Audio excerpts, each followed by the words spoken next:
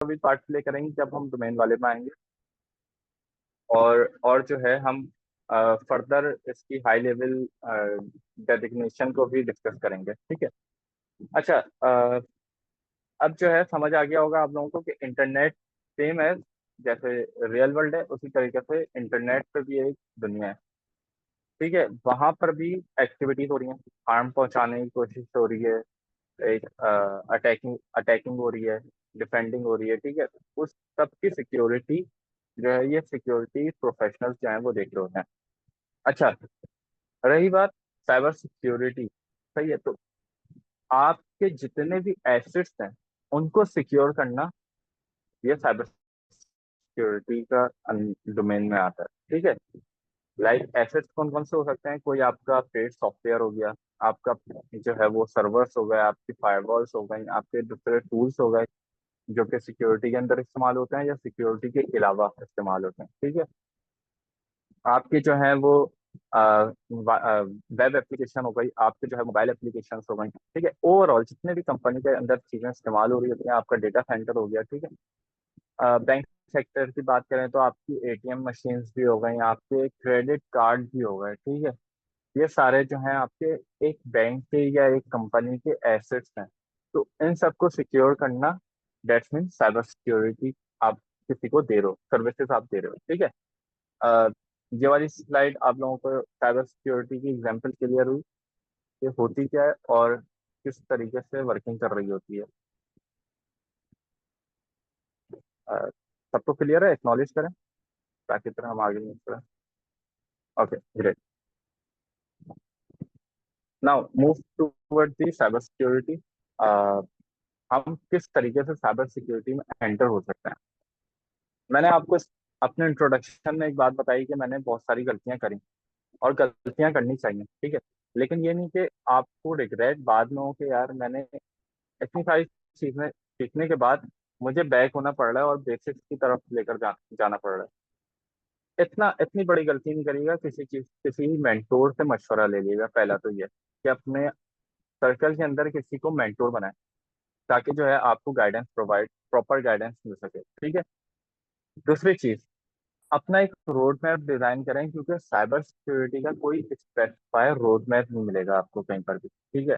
हाँ, e learning platform भी बहुत सारे रोड मैप देंगे आपको, जो है वो फिजिकल जो कोर्स करवाते हैं, इंस्टीट्यूट होता है, वो भी आपको रोड मैप देंगे, लेकिन वो आपको बेसिक पे लाकर खड़ा कर देंगे और उनका भी रोड मैप जो है एक ऑप्टिमाइज नहीं होगा, ठीक है। तो अपना रोड मैप खुद डिजाइन करें, पहली चीज।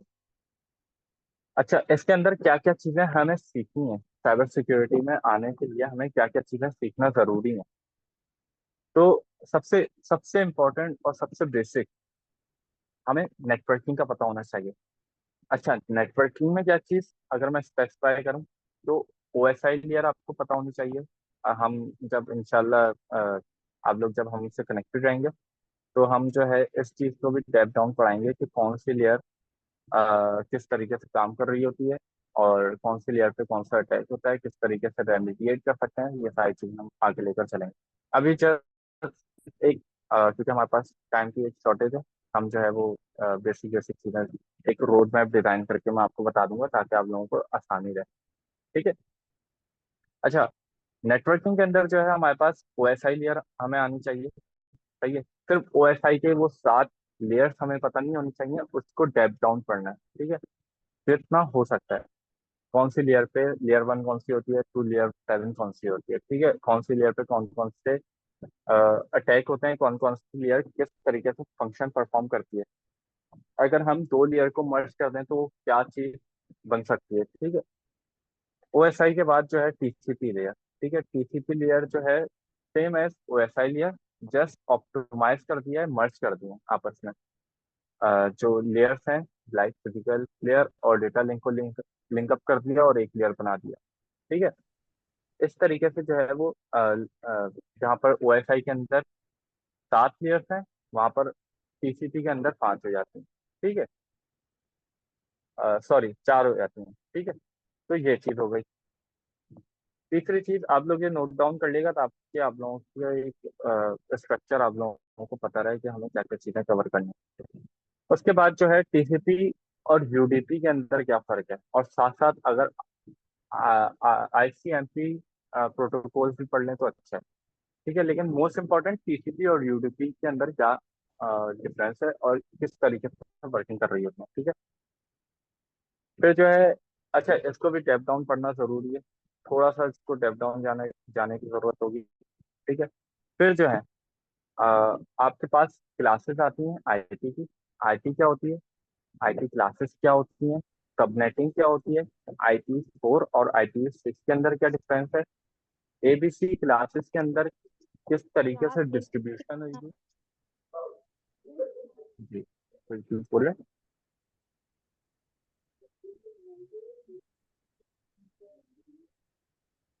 ओके, किस तरीके से एबीसी क्लासेस के अंदर डिस्ट्रीब्यूशन है ये, किस तरीके से अ, वो वर्किंग कर रही है। ठीक है,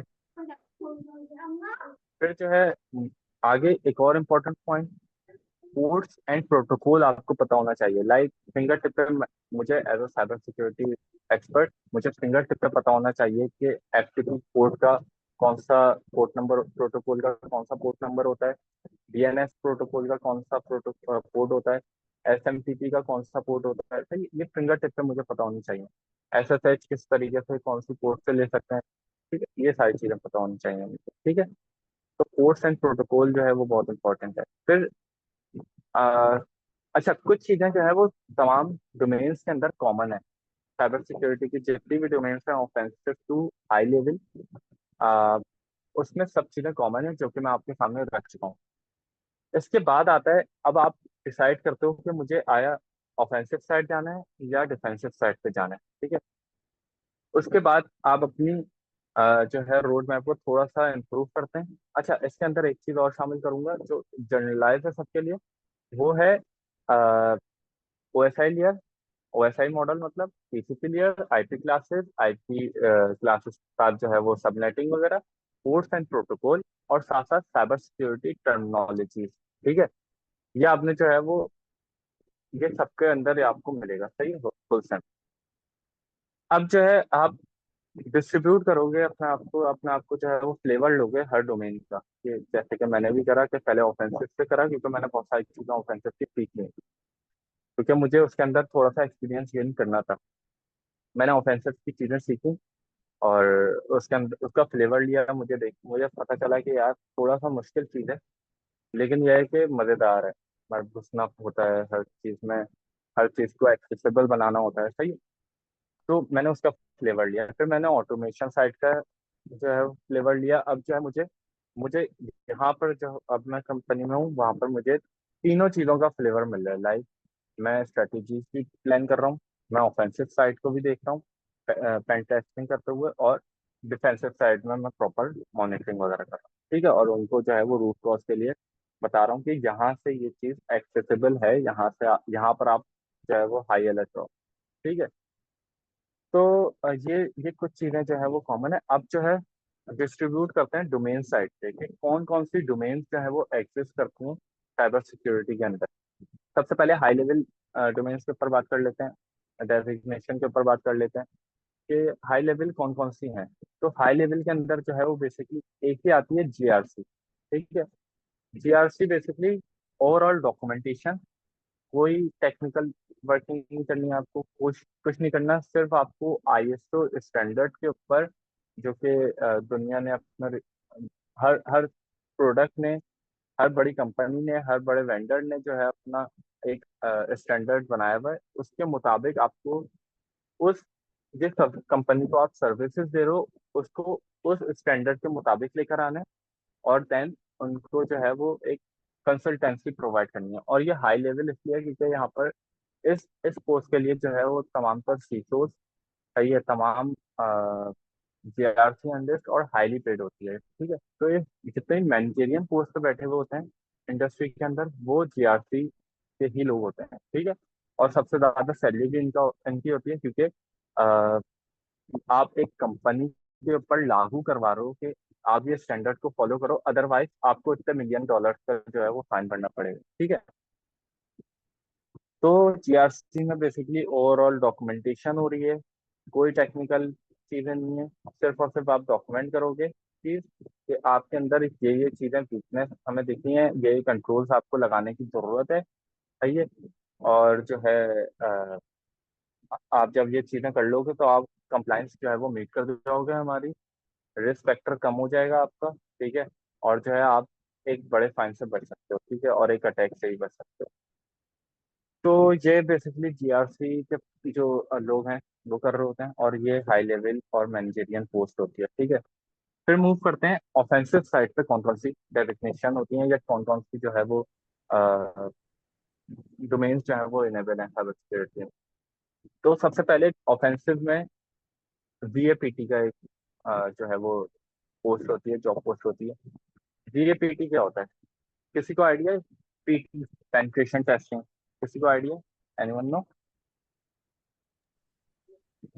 यस वी एक्ट लाइक, मतलब हम एक हैकर के थ्रू, मतलब अटैकर की तरह जो है वो अपनी ही कंपनी को अटैक कर रहे होते हैं ताकि हम उसको अच्छे तरीके से डिफेंड कर सकें। बिल्कुल ऐसी है, बिल्कुल ऐसी है। अच्छा, इसको और थोड़ा सा ऑप्टिमाइज करूं कि पेन टेस्टर वो होता है, बेसिकली होता है हैकर ही है, लेकिन वाइट हैट हैकर होता है। हैकर्स के अंदर भी कैटेगरीज होती हैं, white hat, black hat, grey hat, green hat, red hat. ठीक है। इसमें से वाइट हैट होता है। वाइट हैट का मतलब क्या है कि लीगली सारी चीजें इसके पास प्रॉपर परमिशन होती है कंपनी की, कि भाई आप हमारे एसेट्स के अंदर पेनिट्रेट करो और हमें वीकनेसेस जो है वो रिपोर्ट करो। ठीक है। जो भी वनडेबिलिटी आपको मिल रही है वो हमें रिपोर्ट करो, हम उस चीज को फिक्स करवाएंगे। लाइक अटैक होने से पहले उसकी वर्किंग करके और उस चीज को फिक्स करवा देना, that's called the penetration testing. ठीक है। इसी के साथ एक डोमेन है ऑफेंसिव की, रेड टीमिंग। रेड टीमिंग का किसी को आइडिया है? सेम है, ज्यादा डिफरेंस नहीं है, लेकिन और ज्यादा ऑप्टिमाइज ये फील्ड है हैकिंग के अंदर, ऑफेंसिव साइड पे। तो कोई जानता है रेड टीमिंग, किसी ने नाम सुना था?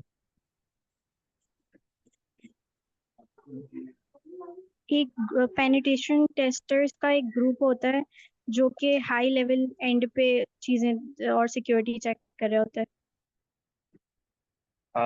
ग्रुप भी कह लें, इंडिविजुअल भी कह सकते हैं, जरूरी नहीं है। मैं इस चीज को और अच्छे तरीके से बताता हूँ। रेड टीमर वो होते हैं जो कि बगैर किसी को पता लगे कंपनी के अंदर, लाइक मेरा कॉन्ट्रैक्ट है मेरी कंपनी से किसी बैंक सेक्टर का, जो है वो कॉन्ट्रैक्ट हुआ है कि आप जो है हमारी हमें जो है वो रेड टीमिंग सर्विसेज जो है वो प्रोवाइड करेंगे। ओके हो गया। हमारा जो है रेड टीमर या रेड टीमर की टीम, ठीक है, वो तैयार हुई है। अब वो अपनी आइडेंटिटी छुपाते हुए सिर्फ और सिर्फ उस बैंक के सीईओ को या 2 से 3 लोगों को पता होगा कि इस बैंक के अंदर रेड टीमिंग एक्टिविटी स्टार्ट होने वाली है। बाकी ब्लू टीमर को नहीं पता होगा, ऑफेंसिव साइड के जितने लोग हैं, जीआर, इसके अलावा नेटवर्क साइड के जितने लोग हैं, किसी को कुछ नहीं पता होगा कि क्या एक्टिविटी होने वाली है। ठीक है। रेड टीमर अपनी आइडेंटिटी छुपाते हुए जाएगा, सिर्फ और सिर्फ वो उनसे मीटिंग करेगा, या अगर उससे रिमोट एक्सेस दिया हुआ है तो वो रिमोटली कनेक्ट होगा उनसे, अटैकिंग परफॉर्म करेगा, स्ट्रेटेजीज डिफाइन करेगा, अटैक करेगा। और किसी को कुछ नहीं पता चलेगा कि भाई ये अटैक लिजिट है, मतलब लाइक कोई वल्नरेबल चीज है, या ये हमने कहीं से सर्विसेज ली है। ब्लू टीमर को चेक करने के लिए जो है वो रेड टीमिंग प्रैक्टिसेस जो है वो होती हैं, और अपनी जो है वो एम्प्लॉयज की जो इंसाइडर इंसाइडर थ्रेड जो है वो दुनिया में सबसे ज्यादा कॉमन है, और सबसे ज्यादा सबब भी यही होता है कॉम्प्रोमाइज होने का। तो इंसाइडर थ्रेड्स जितने भी हैं उनको अवेयरनेस के लिए जो है वो तैयार करा जाए। अगर कोई, फॉर सपोज मैं व्यक्ति मरूं, मैंने जो है वो अटैक करा, सही है, कंपनी को, और उसमें जो है वो मैंने एक फिशिंग लिंक जो है वो डाला है कि भाई आपकी जो है वो इंक्रीमेंट लगने वाला है। सही है। एक जो है मैंने मैसेज बनाया, मेल सबको गिराई कि आपका जो है वो इंक्रीमेंट लगने वाला है, आप लोग जो है ये फॉर्म को फिल कर दें। अब उन लोगों ने फॉर्म को फिल करा, जैसे सबमिट बटन करा, मेरे पास उनका डेटा आ गया, एक्चुअल डेटा आ गया। और जो है मैं उनको अब इंडिविजुअली टारगेट कर सकता हूँ, उनकी मेल आ गई, सब चीज़ आ गई मेरे पास। ठीक है। तो मैं इंडिविजुअली उनको जिस तरीके से भी टारगेट करना चाहूँ कर सकता हूँ, लेकिन वो जो क्लिक करना था लिंक पर, सही है, दैट्स मीन अब वो अवेयरनेस के लिए तैयार है बंदा। अब मैं उनको एक रिपोर्ट बना के दूंगा भाई, इस इस बंदे ने जो है क्लिक करें, आप इसको जो है वो ट्रेनिंग, साइबर सिक्योरिटी ट्रेनिंग जो है वो प्रोवाइड करें, क्योंकि ये आप लोगों की कंपनी के लिए इनसाइडर थ्रेट के तौर पे साबित हो रहा है। ठीक है। तो रेड टीमिंग है बिल्कुल भाई, अटैकिंग कर रहे हैं, ग्रुप में कर सकते हैं या इंडिविजुअल हो सकता है, और जो है वो किसी को बगैर बताए, पेन टेस्टिंग में तो पूरे ऑर्गेनाइजेशन को पता होता है कि आप पेन टेस्टिंग चल रही है, जीआरसी में सबको पता होता है, स्टॉक में सबको पता होता है, लेकिन रेड टीमिंग के अंदर किसी को कुछ नहीं पता होता कि क्या चल रहा है। सिर्फ हायर मैनेजमेंट को पता होता है कि अटैक होगा, किसी वक्त में भी होगा, और ये एक प्रॉपर अटैक होगा जो कि हैकर करता है, डेटा भी लेकर जाएगा। ठीक है। तो ये होता है रेड टीमिंग। एक एक जो है वो सेमिनार में गया था, वहां पर एक टेक टीमर से मुलाकात हुई थी। उन्होंने जो है बोला कि उन उन लोगों ने एक लॉजिस्टिक्स की जो है वो कंपनी को जो है वो टारगेट करा था। उसमें उन्होंने प्रॉपर उस कंपनी का कार्ड भी बनाया, और देन इन हुए एक एम्प्लॉय के तौर पे काम करा उनके सर्वर्स के अंदर, जिस तरीके से यूएसबी पेनिट्रेट करनी है, उनके एंड पॉइंट को किस तरीके से कॉम्प्रोमाइज करा है, उनके नेटवर्क में किस तरीके से रैंसम छोड़ा उन लोगों ने, वो उन लोगों का जो है, उन लोगों ने जो है वो अपनी एक वर्किंग बताई थी। तो वहां से एक आइडिया हुआ। तो इसके अलावा इंडस्ट्री में इतने सालों तो एक रफली आइडिया जो है वो हो जाता है। तो रेड टीमिंग इस तरीके से काम करती है। आपको अगर फिजिकली सिक्योरिटी ब्रीच करने के लिए जाना पड़े, आप जाओगे, ठीक है, या आपको रिमोट अलाउ है तो आप रिमोट करोगे, ठीक है। लेकिन आपकी चीज किसी और को नहीं पता होगी, वो एक किसी या किसी को विक्टिम बनाएगा कंपनी में से, और उसके थ्रू जो है वो काम ले रहा होगा। ठीक है। तो ये रेड टीमर हो गया। अच्छा, इसके बाद जो है इसके अलावा और भी फील्ड्स हैं, लेकिन एंड जो है वो रेड टीमिंग पर आता है। मोबाइल एप्लीकेशन पेंट्रेशन टेस्टर अलग होता है, वेब पेंट्रेशन टेस्टर अलग होता है। ये पेंट्रेशन टेस्टिंग में जो है वो डिस्ट्रीब्यूट कर देते हैं। तो क्लाउड सिक्योरिटी पेंट्रेशन टेस्टर अलग होता है, नेटवर्क सिक्योरिटी पेंट्रेशन टेस्टर अलग होता है। ठीक है। फिर पीटी के अंदर जो है फर्दर डिस्ट्रीब्यूशन हो जाती है फिर। अच्छा, ऑफेंसिव के अंदर कौन कौन सी फील्ड है, किसी को सॉरी, डिफेंसिव के अंदर कौन कौन सी फील्ड है, किसी को आइडिया?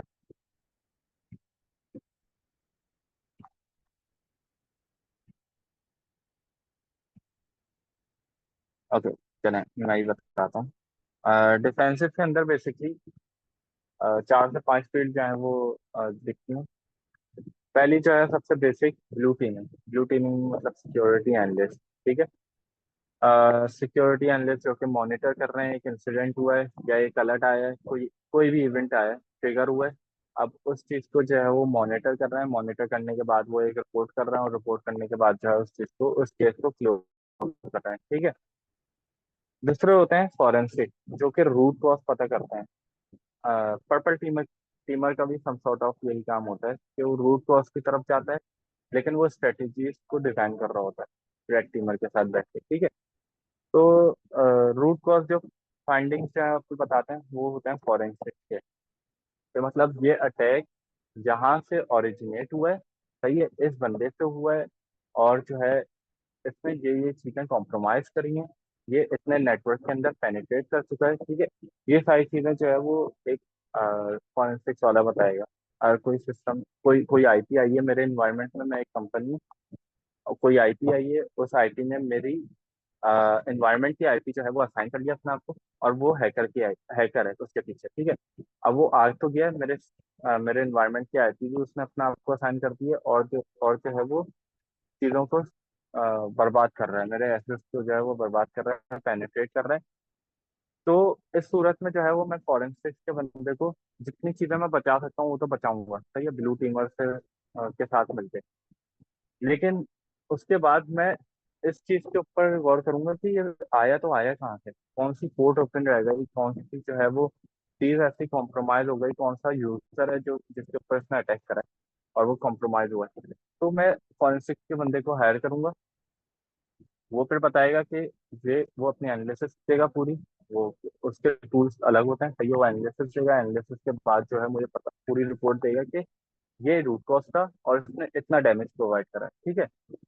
ये होता है फॉरेंसिक। इंसिडेंट रिस्पॉन्डर एक इसके अंदर फील्ड है लिंक टू स्टॉक एनालिस्ट, लेकिन इनको अलाउ होता है कि एक्शन, फॉरन एक्शन जो है वो परफॉर्म करें। लाइक अटैक हुआ है, सही है, कोई आईटी आई है वो मलेशिया से है, या कोई डीएनएस है, कोई हैश वगैरह फिट किया वो मलेशिया से है, वो बगैर किसी लेजिटिमेसी के सॉक एनालिस्ट और इंसिडेंट रिस्पॉन्डर में यही फर्क है कि सॉक एनालिस्ट हर चीज की परमिशन मांगता है कि भाई मैं ये चीज ब्लॉक करने जा रहा हूँ, आप मुझे लेजिटिमेसी दे दो कि भाई ये आपने नहीं करा तो मैं ब्लॉक करूंगा, वरना नहीं करूंगा। सही। इंसिडेंट रिस्पॉन्डर जो है वो बगैर परमिशन के उसको दिखेगा कि भाई ये मलेशिया था, वो ब्लॉक मार देगा। ठीक है। फौरी फौरी जो है वो एक्शन परफॉर्म कर रहा होता है। फिर जो है हम बात करते हैं कि इसके अंदर एक होती है थ्रेड हंटिंग, थ्रेड हंटर। ठीक है, थ्रेड हंटर कौन होता है? एनीवन नो कि थ्रेड हंटर कौन होता है, किस तरीके से वर्किंग होती है उनकी? जो ओके। थ्रेड फाइंड करते हैं वेबसाइट्स वगैरह में या ऑर्गेनाइजेशंस में, आई थिंक ये होता है थ्रेड। ओके ओके ओके, ठीक है। थ्रेड फाइंड, ठीक है, लफ्ज ठीक है आपका, ठीक है, थ्रेड फाइंड करते हैं। अच्छा, वो किस तरीके से? लाइक मैं एक कंपनी को, एक कंपनी से मैं अटैच हूँ, ठीक है, और जो है मैं एक थ्रेड हंटर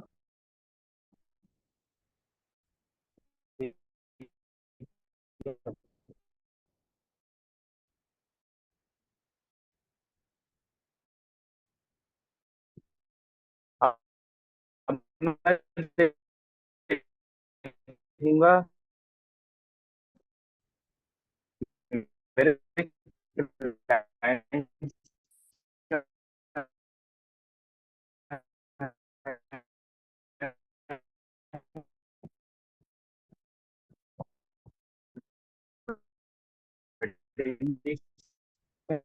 सही है, तो क्या है वो उनका पार है, वो जाकर उसके वाले होते हैं थ्रेड हंटर वाले, थ्रेड हंटर वाले, ठीक है, थ्रेड हंटिंग वाले। तो प्री अटैक पे काम कर रहे होते हैं कि अटैक होने से पहले माइट भी पॉसिबल वो रीजन में तो है, वो आई आई थी वो अपनी वर्किंग कर रही है उस रीजन के अंदर, लेकिन वो हो सकता है मेरी कंपनी को भी नुकसान पहुंचाए, तो मैं उससे पहले ही उस आईपी के ऊपर, वो अगर मेरे एनवायरनमेंट से प्रिटेंड करती भी होगी, लाइक मैं फार्मा फार्मा कंपनी या एक मैं बैंकिंग सेक्टर हूँ, मैं देखूंगा कि उस आईपी का बैक रिकॉर्ड जो है वो बैंकिंग से रिलेटेड है, उसने बहुत सारे बैंक सेक्टर को जो है, फाइनेंशियल सेक्टर को जो है उसने टारगेट करा है, दैट मीन वो मेरे लिए भी हार्मफुल है। ठीक है, तो मैं उसको पहले से रेमिडिएट कर दूंगा, उसको पहले से उसके ऊपर एक्शन ले लूंगा ताकि वो मेरे एनवायरनमेंट में ही नहीं घुस सकेगा भी। ठीक है, तो थ्रेड हंटर जो है वो बेसिकली इस तरीके से वर्किंग कर रहे होते हैं। बाकी दूसरी वर्किंग इनकी होती है कि बहुत सारी बड़ी जो कंपनीज हैं, सिस्को वगैरह, माइक्रोसॉफ्ट वगैरह, सही है, ये अपना थ्रेड रिलीज करती हैं कि भाई ये सीवी जो है हमारे इस पैच के अंदर या इस बिल्ड के अंदर जो है वो फाइंड आउट हुई है, आप जो है इस चीज को अपने अपने सिस्टम में पैच करवा लो और जो है वो फर्दर रेमेडिएट जो भी करना है आपने कर लो। तो उसके ऊपर भी रेमेडिएशन, उसके ऊपर भी एनालिसिस जो है वो एक थ्रेड हंटर देगा। ठीक है, आईपी ये जो सिक्योरिटी वेंडर है, इसने जो है ये थ्रेड रिलीज करा था, ये इस तरीके से वर्किंग कर रहा था, सही है, ये सीवी इस तरीके से वर्किंग कर रही थी, और इसका ये इम्पैक्ट है, इसकी ये रेमेडिएशन है, वो सारी चीजें मैं प्रोवाइड करूंगा, फिर सॉफ्ट एनालिस्ट जो है उसके ऊपर फर्दर एक्शन लेगा। ठीक है, ये हो गया थ्रेट हंटर। इसमें कोई सवाल?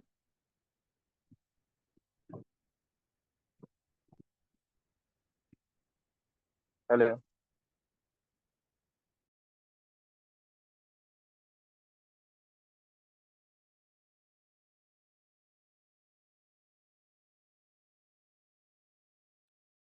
Everything is okay?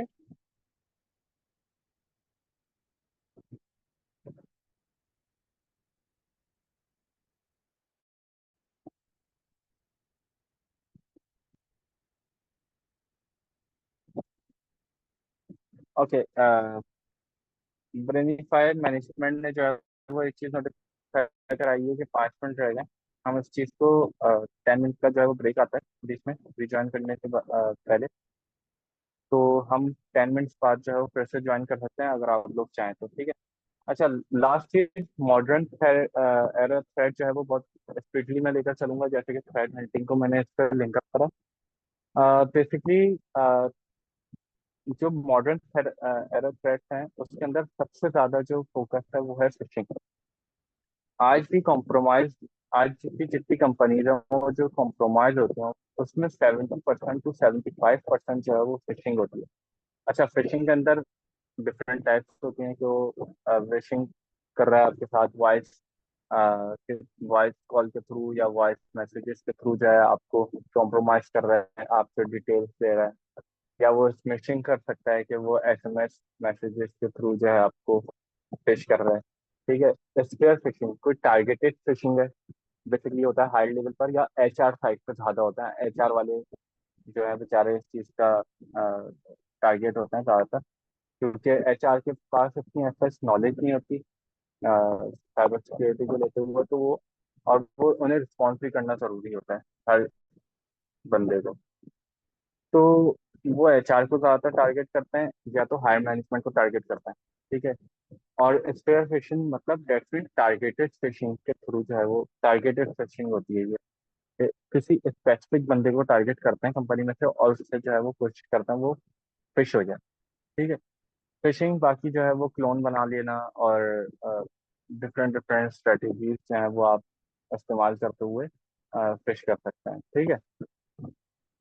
किसी किसी जो है वो वेबसाइट का क्लोन किसी ऐसे यूआरएल आपने पास करा, लेकिन उसके आगे उस यूआरएल के आगे जो आपने एक एंड पॉइंट लगाया हुआ है, एंड पॉइंट पे जो है वो एक फाइल होस्ट हुई है और वो फाइल जो है वो आपके मलेशिया का या एक सर्वर पे आपने लगाया हुआ है। सॉरी, एंड पॉइंट गलत बोल दिया, सर्वर पे लगाया हुआ है, एक फाइल आपने होस्ट करी है वहां पर। और वो फाइल की वर्किंग जो है वो रैंसम है। ठीक है। और आपने उस फाइल का एम्बेडेड लिंक एक बनाकर उस यूआरएल के साथ अटैच कर दिया और कोशिश करवाया कि एंड यूजर जो है इस चीज को क्लिक कर दे। वो क्लिक करेगा, वो रैंसम डायरेक्ट उसके उसमें रन हो जाएगी। ठीक है, जो कि मेरे सर्वर पे होस्ट हुई है। ठीक है, तो इस तरीके से भी आप एक स्ट्रेटेजी कर सकते हैं। और इसके अलावा जो है फर्दर अब जो है वैसे क्लाउड का दौर है। क्लाउड में वर्नेबिलिटीज कम है लेकिन गलतियां ज्यादा हैं। लाइक अगर एक अटैकर है वो किस तरीके से एक वर्नेबिलिटी बाईपास करेगा, बहुत आसान है। समझ लें कोड में पीछे लिखा हुआ है, कोड को जो है ब्रेक जो करता है वो पेनिट्रेशन टेस्टर होता है। ब्रेक कर करके एक एक लाइन जो है पीछे जा रहा होता है, एक एक लेयर पीछे जा रहा होता है। ठीक है। अब वो कोड के अंदर देखेगा डबल डबल लिंक लगा हुआ है, डबल कोटेशन है। ठीक है। उसने डबल कोटेशन आगे लगी है पीछे नहीं है। ठीक है। उसमें उसको इस चीज का आइडिया हो गया कि डबल कोटेशन है, उसने आगे जो है वो एक सिंगल कोटेशन डाल दिया। दैट दैट मीन अब ये वर्नेबल हो जाएगा। ठीक है। ये जो है वो एक्सप्लॉइट हो सकता है, माइट बी पॉसिबल। ठीक है। तो इस तरीके से जो है वो मॉडर्न एरर थ्रेड्स जो है वो वर्किंग कर रहे हैं। बाकी क्वेश्चन आंसर सेशन जो है वो हम रख लेते हैं, 1 मिनट आइए। बाकी मैनेजमेंट जो है वो बता दे कि कितने मिनट बाद हम लोग रिज्वाइन कर सकते हैं ताकि जो है हम लोग अपना सेशन कंटिन्यू करें। बेनिफाई टीम, हम लोग 10 मिनट बाद अपना सेशन कंटिन्यू कर सकते हैं।